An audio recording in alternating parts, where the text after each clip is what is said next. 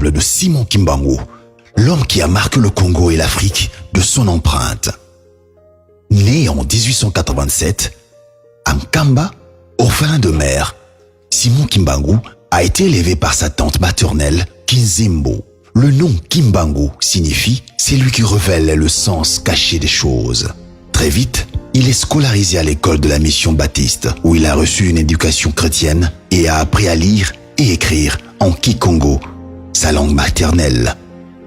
En 1913, Kimbangu épouse Marie Mwilu Kiawanga. Conformément aux coutumes de son clan, ensemble, ils auront 3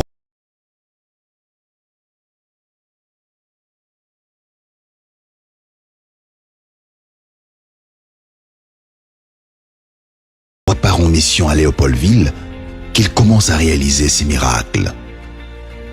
Kimbangu prêche, guérit et va jusqu'à ressusciter des morts, à tel point que tout le monde vient pour l'écouter et se faire soigner. Des malades aux travailleurs, des plus convaincus aux plus sceptiques. C'est ainsi que Simon Kimbangu devient un grand prophète et marque l'histoire du Congo et de l'Afrique avec ses enseignements spirituels, sa sagesse et son engagement pour la liberté.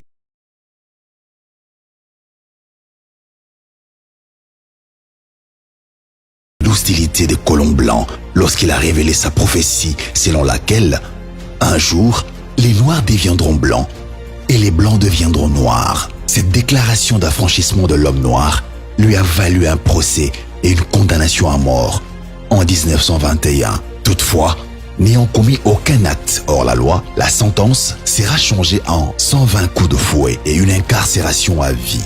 Pendant plus de 30 ans, Simon Kimbangu a purgé sa peine à Elisabethville, loin de son Kamba natal. Malgré cela, les partisans de Simon Kimbangu ont continué à croître sous la conduite de sa femme.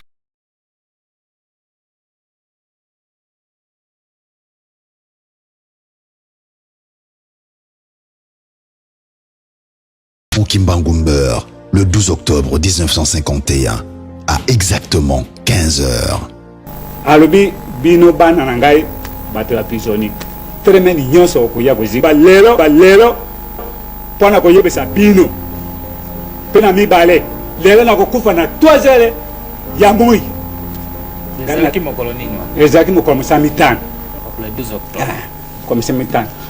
Sa contribution à la lutte pour l'indépendance de la RDC et à la naissance du mouvement panafricaniste est inestimable. En effet, Simon Kimbangu a été emprisonné pendant plus de 30 ans pour ses idées et ses actions en faveur de la libération de son peuple. Son message de résistance pacifique a traversé les frontières. Martin Luther King.